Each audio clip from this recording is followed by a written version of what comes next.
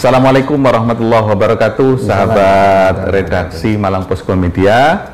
Hari ini kita hadir lagi di Posko Berdialog. Pada hari ini kita kedatangan tamu yang luar biasa yang hadir di Posko Berdialog, yang gambarnya sudah banyak di jalan-jalan. Ya, ini yang biasa kita sapa dengan Sam HC atau Sam Heri Cahyono. Assalamualaikum, Sam. Waalaikumsalam warahmatullahi wabarakatuh. Alhamdulillah, kami dari Malang Posko Media mengucapkan terima kasih, Sam, sudah hadir di Malang Posko Media. Beliau juga hadir ketika kita ulang tahun di tanggal 1 Agustus 2024, ulang tahun kita yang keempat. Ya. Nah, Alhamdulillah, terima kasih atas kehadirannya. Sekarang hadir lagi. Kalau kemarin kita resepsi ya makan-makan, silaturahmi, saling ngomong ngalor ngidul. Sekarang kita ngomongnya direkam, Sam. Iya. Kita ngomongnya direkam dalam Posko Berdialog. Bagaimana kabar hari ini, Sam? Oh, alhamdulillah. Alhamdulillah. Tahes ya, tapi gak pakai komes. Orang Malang kan biasa lek tahes mesti ono imbuane, ono komese. Lek komes itu sudah oyi tinggal tahese. Oke, pagi ini kita berdialog dengan Sam HC.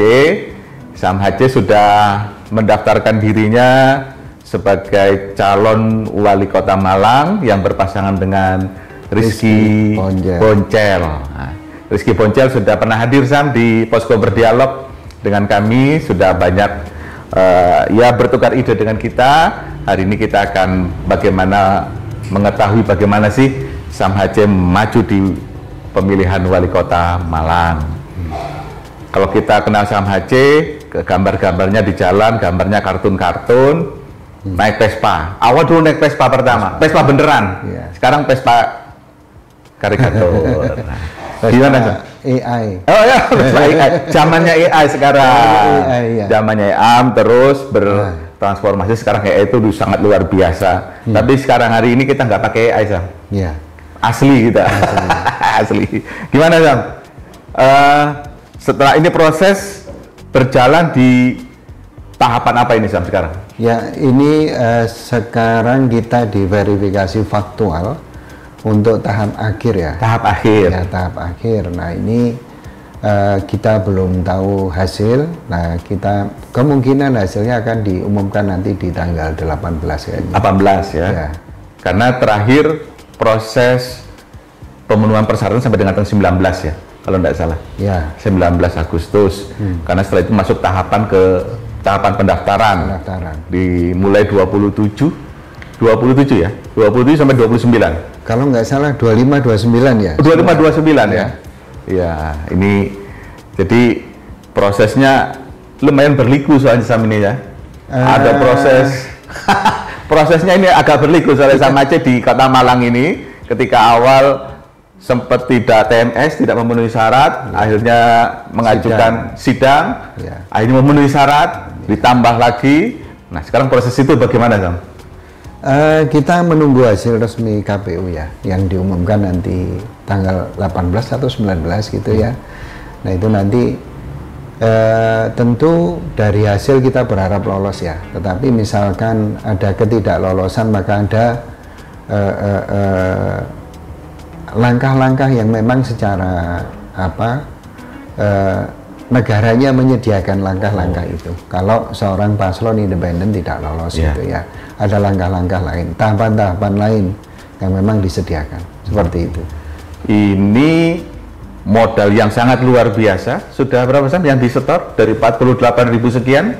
Ditambah tambah lagi sekitar 65.000. 65.000 modal yang sangat luar biasa. Sam HC ini pernah maju di Kabupaten Malang dengan jalur yang sama, perseorangan. Kenapa sih, Sam, harus memilih jalur perseorangan atau independen ini? Gitu? Ya, jadi posisinya kita juga mulai lebih awal ya. Betul. Jadi setahun setengah. Nah, memang gini, Mas, jadi ada satu kelebihan dan kelemahan. Jadi secara undang-undang kita itu untuk proses pencalonan disediakan 2 jalur. Betul. Jadi jalur perseorangan, yang kedua jalur melalui partai politik. Nah, dua-duanya boleh gitu ya. ada kelebihan, ada kekurangan di masing-masingnya, karena Betul. tidak ada satupun jalur yang sempurna 100%. Ya. Nah, bagi saya independen itu lebih bebas ya, lebih bebas, kita bisa menentukan segala sesuatu sendiri, tidak melalui administrasi yang sangat panjang gitu ya. Nah, ini kita seperti itu. Jadi makanya saya sendiri orang yang tidak suka berbelit-belit ya. Nah, itu yang kita akhirnya mengambil jalur independen seperti itu. Ya, tetapi kita tidak pernah anti jalur partai. Kita tidak pernah. Ya, gitu. Oke. Tak kira wah, agak ribet soalnya lewat partai, kita jalur persoarangan yang lebih mudah saja gitu ya. Karena memang negara menyiapkan itu, negara menyediakan. Negara menyiapkan 2 jalur yang bisa diberikan kepada masyarakat, boleh jalur manapun yang dipakai. Saya Mbak Anu loh Mas. Ya. Jadi posisinya misalkan partai-partai kan nggak disediakan satu, sing lolos electoral threshold. Betul. Ya, itu partai ini kan akeh. Betul. Nah, masyarakat dipersilahkan untuk memilih partai biru, partai hijau, partai merah. Nah, itu jalur-jalur yang memang secara sah disediakan oleh negara. Asal memenuhi syarat. Betul. Kalau kurang ditambah lagi, tambah lagi terus ini ya. Ya. Nah, gimana ini? Tema besar yang ide besar yang dibawa di Kota Malang sehingga Sam HC ini mau bersusah payah ini dengan jalur perseorangan sehingga maju di Kota Malang. Apa ide besar yang akan ditawarkan kepada masyarakat ini, Sam? Oke, jadi sesuai tagline ono sing anyar. Nah, jadi tagline itu berasal dari survei ya. Dari survei termasuk kita berpakaian seperti ini, nggak Vespa gitu ya. Satu, Malang mulai kehilangan karakter. Nah, saya sebagai arek Malang, yang lahir di Malang, jadi karakter pertama itu dia berbeda dari yang lain, boys. Nah, ini leluhur kita ternyata menciptakan itu. Jadi baik arek Malang itu jenenge Ken Arok. Jadi Ken Arok ini salah satu orang yang keluar dari sistem, yang menurut saya menganggap bahwa kebenaran umum itu tidak selalu benar. Ya, jadi dulu di zaman Ken Arok itu semua raja itu terahnya raja. Iya. Jadi keturunannya raja itu bakal menjadi raja. Bakal jadi raja. Ya. Ken Arok satu-satunya keturunan rakyat jelata yang berhasil menjadi raja. Nah, ini yang karakternya arek Malang. Dia berbeda dan bisa keluar dari sistem. Nah, ini yang kemudian hilang gitu ya. Nah, kemudian yang kedua, bahwa Malang seperti daerah yang lain di Indonesia. Kalau beda nih, ya. Nah, Malang. Nah, kemudian kita tangkap kejenuhan, jenuh ini. Karena apa? Pimpinan kita selalu diisi sing iku-iku wae. Ya, iku mana gitu ya, iku mana. Jadi posisinya itu yang akhirnya kita tangkap dari hasil survei, butuh sesuatu yang baru. Maka kita ya wong anyar, akhirnya kita tulis tagline ono sing anyar. Nah, ono sing anyar itu tidak hanya orangnya, tapi memang ada sesuatu yang baru, bahkan di Indonesia itu baru. Di Indonesia baru yang akan diuji cobakan ketika kita nanti diijabah jadi wali kota, itu akan menjadi sesuatu yang baru di Indonesia. Nah, sesuatu yang barunya itu jadi gini Mas. Jadi apa sih ide besarnya? Jadi ini menyangkut visi berarti. Visi itu kan mimpi Mas. Mimpi. Mimpinya itu tinggi, nah supaya nggak kesampluk pesawat. Itu ya. Mari ngono diwai misi. Ya, digandoli sampai nanti action plan di isor. Ya, nah ini. Jadi gini, misi PEM ini kebetulan saya dapatkan dari pengembaraan perjalanan ke berbagai negara dan sebagainya. Nah, kemudian kok ya pas itu gini, Indonesia itu visi pusatnya tahun 2045 itu Indonesia emas Mas. Indonesia emas, ya. Jadi daerah tingkat 2, ya, siapapun itu calon wali kota atau bupatinya, ketika harus membuat satu visi, dia tidak boleh tidak selaras dengan visi pusat. Ya. Kemudian dengan visi provinsi. Betul. Baru kemudian diterjemahkan visi tingkat 2. Nah, Indonesia Emas itu banyak hal, banyak bidang yang dibangun di situ. Tetapi saya menggarisbawahi bahwa kunci dari seluruh apa yang ada di Indonesia Emas itu ono ndek menungso, Mas. Sumber dayanya. Sumber daya manusia adanya di sumber daya. Nah, ini kok pas di Malang, ya. Nah, visi terbentuk itu latar belakangnya satu, visi nasional ya apa, kemudian visi provinsi apa diterjemahkan ke visi daerah. Nah, yang kedua, rujukan visi itu satu, ini ono masalah apa sih di Kota Malang hari ini. Nah, itu ditulis menjadi visi nanti. Nah, kemudian yang kedua, ada di Gowonandi. Malang ate di Gowonandi. Nah, itu rujukan kedua. Rujukan ketiga, duwe apa Malang untuk mengoptimasi mewujudkan visi. Betul. Ya. Jadi Malang seperti daerah lain, dia punya sumber daya, Mas. Nah, sumber daya itu kalau dibanding Batu karo kabupaten, Batu karo kabupaten itu sumber daya alam yang melimpah. Ya, Malang Kota tidak. Tetapi Malang Kota duwe sumber daya manusianya yang melimpah. Nah, sampai hari ini daya saingnya lemah. Sehingga kemajuan satu kota, satu provinsi, satu negara itu tergantung kualitas sumber daya manusia ini. Nah, hari ini di Indonesia saya belum menemukan atau tidak menemukan satu daerah yang berkonsentrasi untuk meningkatkan kualitas sumber daya manusia. Nah, ini Mas, jadi visi kita, karena di Malang itu ono banjir, macet, angel pekerjaan, kemiskinan, sampah dan sebagainya yang membuat kita nggak nyaman, sehingga visinya gampang terwujudnya kota yang nyaman. Nah, soal menungso berarti meningkatkan daya saing. Seperti itu. Ya, itulah visi misalnya sudah kelihatan bagaimana membuat nyaman. Ya. Nyaman nggak ada turunannya, Sam? Nyaman itu berarti nggak ada turunannya lagi.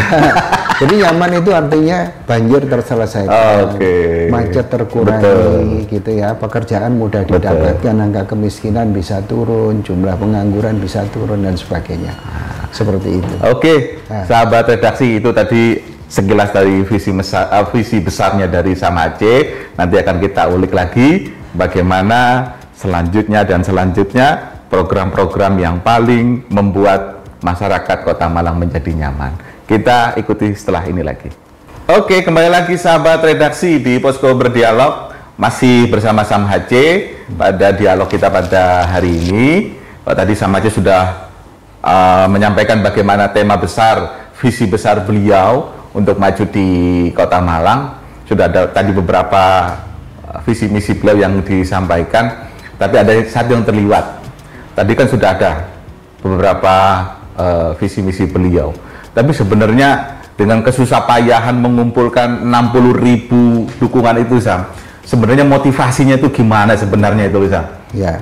Sampai harus bersusah payah mengumpulkan 60.000 itu bukan hal yang mudah loh. Ya. 60.000 itu, Sam. Betul. Ya. Jadi gini, Mas. Jadi kebahagiaan itu bergantung dari cara mencapai. Sampai semakin susah, endingnya kan semakin bahagia. Bahagia. Iya. Ketika berhasil itu, luar biasa bahagia. Tidak berhasil pun kita akan ono nilai, Mas. Nah, ono nilai sehingga kita punya identitas. Ya. Nah, hari ini banyak orang yang menggadaikan identitas hanya untuk sesuatu, termasuk apa? Mereka pergi ke kelompok-kelompok tertentu mendaftarkan diri, ya, untuk merampok dalam tanda kutip. Nah, gitu ya. Nah, gitu. Jadi gini ya. Jadi ini berawal dari 2018. Nah, ketika Malang Raya disapu tsunami korupsi. Ya. Nah, akhirnya saya waktu itu sama Mas Anto Baret, ya, akhirnya kami berinisiasi untuk melakukan perbaikan. Sebagai arek Malang, kami terpanggil. Kok koyok ini ya Malang ya. Nah, itu sehingga singkat cerita berdiri pergerakan Malang Jejeg. Oh iya. Ya, nah Malang Jejeg. Nah, Malang Jejeg ini kita dirikan untuk perbaikan. Nah, jadi tidak didirikan untuk jadi bupati, wali kota atau DPR. Nggak boleh. tapi perbaikan. Nah, gerakan berarti Mas ya? Gerakan, jadi gerakan sosial untuk perbaikan. Nah, jadi perbaikan ini butuh alat, Mas. Alat terbaik itu pusat kekuasaan. Nah, alat pusat kekuasaan itu datangnya 5 tahunan. Nah, saatnya mengambil. Nah, gitu ya. Momentumnya sudah datang. Momentumnya datang. Ya, ibarat tani, alat terbaiknya kita tujuannya tani, alat terbaiknya traktor. Waya oleh traktor gitu. Karena dengan traktor akan taninya hasilnya akan bisa melimpah. Begitu. Pekerjaannya akan mudah. Nah, yang selama ini tani dikerjakan dengan cangkul, waktunya dapat traktor. Nah, selama ini perbaikan yang kita kerjakan di luar pusat kekuasaan, ini ada alat terbaik nih, kita ambil. Kekuasaan itu tadi. Pusat kekuasaan untuk merubah. Nah, pusat kekuasaan mana? Tentu eksekutif, Mas. Ngapunten, kalau kemarin saya mau calon pusat kekuasaan juga, maka saya akan mencalonkan jadi DPR RI. Iya, dan bagi saya nggak sulit. Karena apa? Untuk misalkan kita gabung dengan partai yang besar, paling Malang Raya, dapil Malang Raya 70.000 suara dapat. Aku di kabupaten oleh 143.000 suara. Hanya kabupaten. Belum kemarin Batu, ya. belum Malang. Ya. Nah, kemungkinan besarnya akan terpilih. Tetapi ini akan nyaman bagi saya. Ya, jadi DPR pusat gajinya gede, duwe kekuasaan, dan punya fasilitas dan sebagainya. Tapi sulit untuk melakukan perubahan. Ya. Yang kita bawa itu satu gagasan besar. Nah, gagasan besar ini perlu alat untuk apa? Untuk menerjemahkan ini gagasan besar itu. Jadi Malang Jejek itu. Jadi kita ngambil pusat kekuasaan, dijabah, hasilnya akan lebih bagus. Tapi lega, kita akan tetap jalan. Ya, jadi bahkan kami sudah merencanakan bahwa ini setelah ini, jadi ini sekaligus untuk menghapus selama ini bahwa kami mengkritik keras bahwa hari ini pemilu itu menempatkan masyarakat sebagai objek. Nyorong mobil mogok, Mas.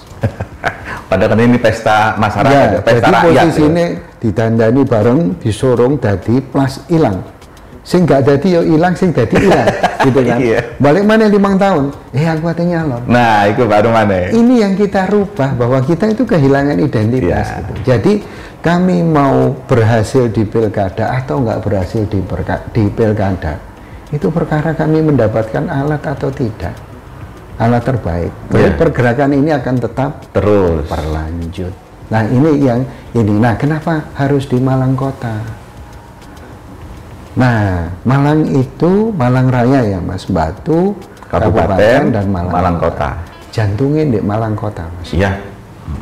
Makanya nggak heran kalau pagi sampai siang penduduk Kota Malang 1 juta lebih. Tapi kalau sudah sore tinggal 800. Iya. Jadi apa yang terjadi di Malang Kota, ya, misalkan kita lakukan perbaikan di sini, maka dia hasilnya akan bisa berimbas ke dua daerah lain. Maka kita ngambil ini titiknya, gitu. Masuk ke dalam tujuan pusatnya langsung. Ada di Kota Malang. Betul. Ya. Nah, Kota Malang dengan 63 kampus, 5 diantaranya kampus negeri. Saya kira sumber daya manusianya nggak kurang-kurang, Sam.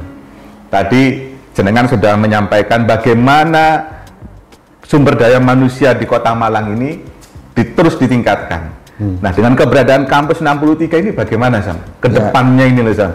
Banyak pakar, banyak akademisi, banyak orang pintar. Tapi kok seakan-akan sepertinya kok masalah di kota ya itu aja nggak selesai. Jadi gini, Mas, aku ngomong by data ya. Oke. Datanya kita bahwa di Malang bener ono kampus yang jumlahnya swidak luweh. Iya. Ya. Tetapi apakah itu mendidik, sudah mencerdaskan warga Kota Malang? Belum maksimal, Mas. Masih jauh dari harapan. Jadi gini, lulusan terbesar orang Malang itu SMA sederajat. Terbanyaknya? Terbanyak. Kedua SMP. Ketiga SD. Keempat baru lulusan universitas. Terakhir sendiri ya? Bahwa hari ini warga Kota Malang yang bisa kuliah itu hanya 15%. Jauh kan, Mas? Jauh. Dari 100% sing kuliah 15%.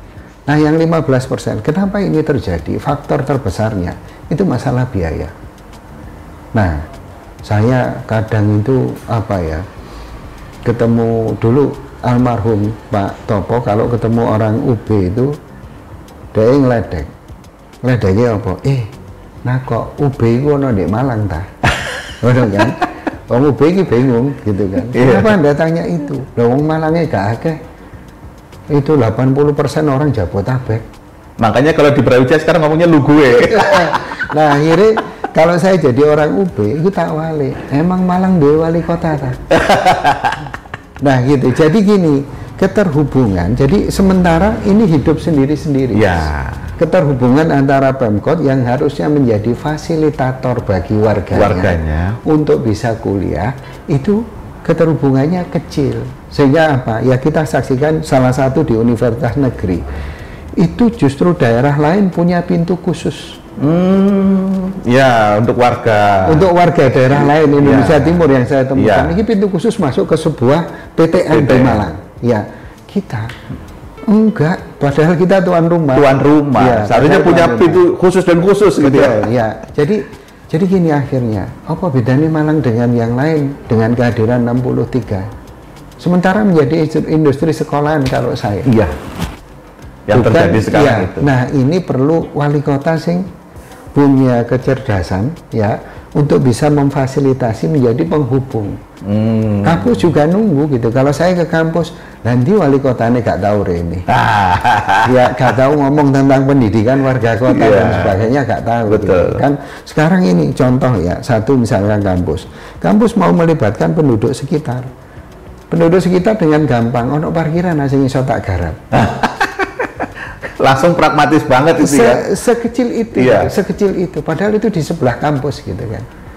Cukup kos-kosan, parkir, dodolan geprek. Ini yang harus dirubah.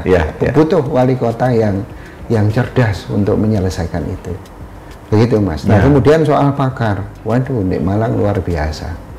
Jadi ya saya tadi bilang, di Malang ini koyo Argentina atau Brasil, pemain ini bagus ya. Tapi tidak digunakan di dalam negeri. Mainnya di Eropa kabeh. Nah, sing wong Malang yang ngono gitu. Malang itu mainnya di luar Malang kabeh. Engko lek Sabtu, Minggu balik nang Malang. Senin berangkat seperti itu.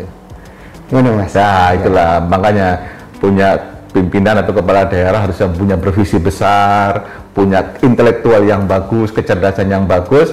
Nah, ini Sam Haji ini bisa jadi pilihan bagi masyarakat Kota Malang bagaimana mencari pemimpinan yang membuat Kota Malang menjadi nyaman. Selain peningkatan SDM, Sam? Ya, jadi gini Mas, ini ada satu cara pandang baru yang tidak ditemukan. Jadi gini Mas, saya punya perusahaan, ya, sampai juga misalnya di kerja di Malang Posko, ya, sampean itu digaji perusahaan. Nah kalau begitu perusahaan boleh dong tahu kinerja Anda. Iya. Karena digaji itu. Betul. Ya. Hari ini saya gaji wali kota itu masyarakatnya. Iya. Apakah masyarakatnya sudah pernah tahu kerjanya wali kota Lampung ya? Jadi saya memandang begini ya, Malang seperti daerah yang lain. Parameternya paling di laporan keterangan LKPJ-nya. LKPJ yang setiap tahun itu diserahkan ke DPRD, tapi masyarakat tidak pernah tahu indikatornya apa, Anda targetnya biro, sukses enggak dan sebagainya. Ini harus di-open, dibuka nang masyarakat sehingga tahu, sehingga Malang itu jelas. Jadi gini, ono milestone-nya Mas.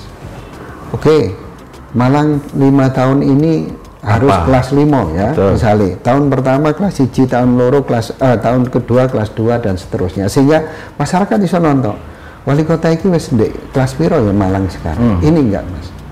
Jadi ya wis nang DPR LKPJ ini, jadi anggaran setiap tahun kita tidak pernah tahu Malang iki wis naik jomplang ya atau lurus tiap tahun itu. Habis selesai, habis selesai, habis selesai, habis selesai. Nah, ini harus dirubah. Gitu. Maka ide kita bahwa kita harus melakukan transparansi. Jadi mulai dari bahasane rapote wali kota, KPI wali kota. Apa misalkan pengentasan kemiskinan, pengangguran, macet dan sebagainya. Ini ono parameternya Mas. Sehingga nah itu di-show ke masyarakat, masyarakat tahu iki rapote abang ijo kuning apa. wali kota ini tenanan kerjanya ngono. Masyarakat ikut mengawasi. Betul. Nah, ini indikatornya. Tahun pertama macet terurai. Kalau tidak terurai, hajar wali kota ini. Ya apa carane iki? Itu target semua itu. Betul. Nah, terakhir Mas, ketika misalkan seorang wali kota itu selesai masa jabatannya di 5 tahun, masyarakat wis nyekel Kota Malang sampai kok endi wis. Sehingga tidak balik nol, diteruskan wali kota selanjutnya. Yang baru lagi. Betul, yang baru lagi terus nih. APBD gak muspro. Betul. Jadi sustainable development. Jadi pembangunan berkesinambungan. Nah itu. Karena kalau saya lihat kemarin ikut di sosialisasinya KPU, memang visi misi calon kepala daerah siapapun yang akan berangkat pada saat ini harus ada dua keywordnya. Yang pertama maju, yang kedua berkelanjutan. Ketika ada calon wali kota, calon kepala daerah, malah visi misinya mundur atau menjadi nol lagi, itu akan dikoreksi oleh KPU. Katanya begitu. Katanya gitu loh. Kemarin saya ikut sosialisasi gitu loh. Katanya seperti itu. Ada dua keywordnya, maju dan berkelanjutan. Ketika ada calon kepala daerah yang visi misinya, kan biasanya visi misi kan calon kepala daerah dandani aja. Ngarang bebas. Tapi kalau sama Aceh dengan visi misi besarnya, saya kira beliau sudah ngelontok soal visi misi besarnya itu loh. Nah, ada dua keyword tadi, maju dan berkelanjutan. Saya kira siapapun nanti calon kepala daerah yang maju, RPJMD, RPJP itu menjadi acuan yang tidak boleh ditinggalkan. Dan pasti nanti akan terkoreksi dengan sendirinya. Jangan-jangan nanti ada yang itu juga kan, bikin visi misinya malah mundur. Wah, ini nambah bahaya mana ini? Cocok gak lihat aturan gitu loh. Karena nambah bahaya ini. Karena banyak gini loh Mas. Jadi kenapa kita tidak beranjak melompat gitu? Nah ini diprosesi rekrutmen. Tanggung jawabnya sopo gitu. Jadi gini, sampean wartawan ono tes Mas.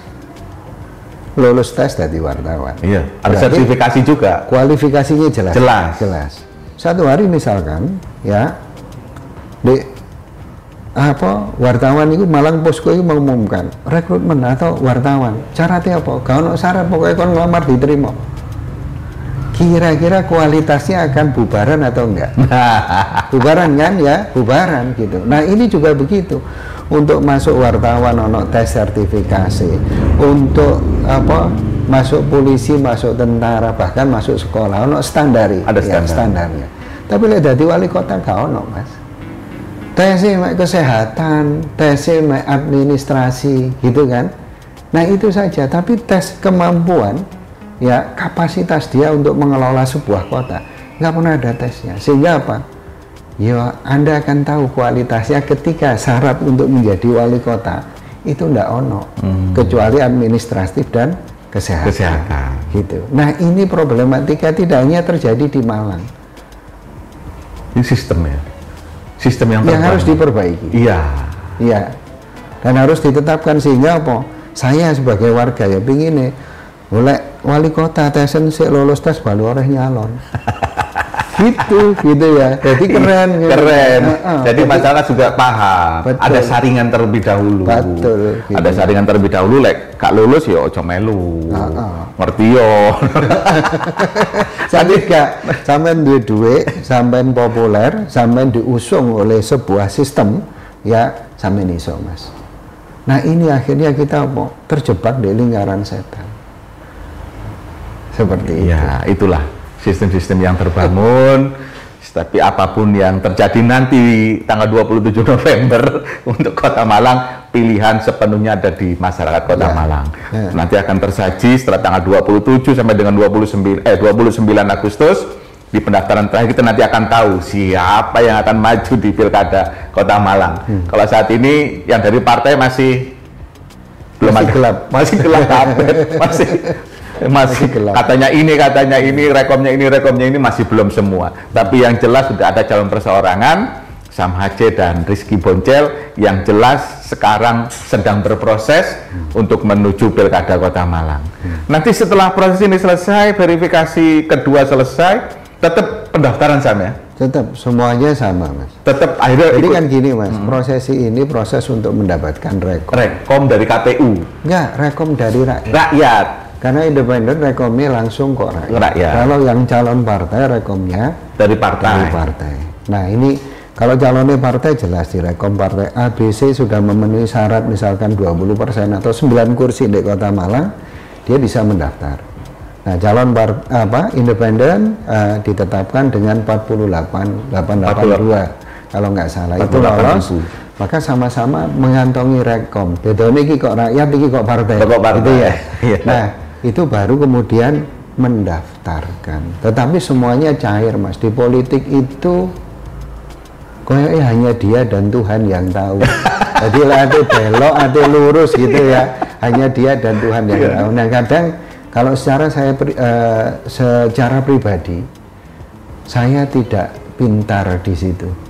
Ya, saya tidak pintar di situ sampai hari ini karena gini, aku ingat ya Mas, ada satu teman saya di Ansor, dulu ketua Ansor di sebuah kecamatan di MWC gitu ya, itu ngajak ada temennya pengen dikenalin ke yainya. Dan ini temen ini pengen jaluk dongo karo barokah, pengen sukses di politik. Dan itu dan nasihat bijak dari Pak Yai itu luar biasa Mas. Pengen sukses iya, Anda harus mampu tega membunuh ibumu, baru kamu akan sukses di dunia politik. Sampai segitu ya Mas. Dan itu yang hari ini ya saya tidak aku nggak sanggup di arah situ. Betul. Karena apa? Ini yang kita jalani hari ini itu ya di Indonesia, tidak hanya kita. Ini bukan demokrasi Mas, tapi perang. Nah kalau perang akhirnya apa? Anda boleh membunuh atau Anda dibunuh. Nah itu. Kalau tidak membunuh ya dibunuh. Gitu loh. Nah ini ya, yang dia butuh ini. Kita kehilangan karakter, kehilangan identitas gitu. Kami bukan orang baik, tapi minimal kami punya tanggung jawab secara kebangsaan. Kok nilai ini luntur gini ya? Gitu. Makanya kita berangkat dengan orang-orang yang bersepakat. Ayo, bahwa kita saelek-elek rakyat itu pengen pimpinannya api, gitu kan? Ya saelek-elek bisa uang Amerika yang bebas seperti itu. Ketika Clinton berselingkuh, mereka marah. Betul. Padahal itu sesuatu yang di Amerika yang menurut saya biasa. Gitu. Tapi untuk seorang pimpinan mereka tidak mau. Betul. Gitu. Iya.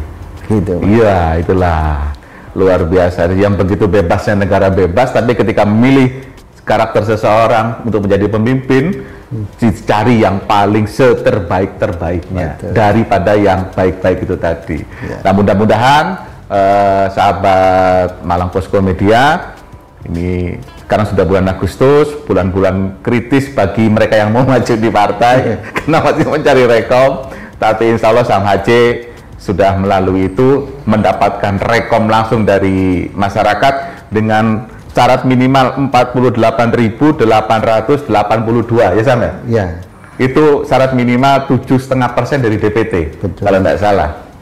Mudah-mudahan kita doakan bersama, mudah-mudahan Sam HC di verifikasi kedua ini yang akan segera disampaikan oleh KPU Kota Malang, sehingga bisa nanti running tanggal 25 sampai dengan 29 Agustus bisa ikut mendaftar di KPU Kota Malang. Saya kira itu sahabat redaksi Malang Posko Media, mudah-mudahan dialog kita, bincang-bincang kita bisa memberikan pemahaman kepada seluruh masyarakat Kota Malang bahwa ketika mencari pemilih, carilah pemilih yang paling terbaik dari yang terbaik yang ada di Kota Malang. Saya kira soal pilihan siapa, masyarakat nanti akan menentukan di tanggal 27 November 2024. Terima kasih Sam HC sudah bersama-sama kita dialog di pagi hari ini, sudah mampir di kantor kami. Kami nyebutnya tidak kantor ini Sam, rumah. Ini rumah kita. Karena hampir sebagian besar waktu kita ada di sini daripada di rumah kita. Ini rumah seperti rumah pertama bagi kami.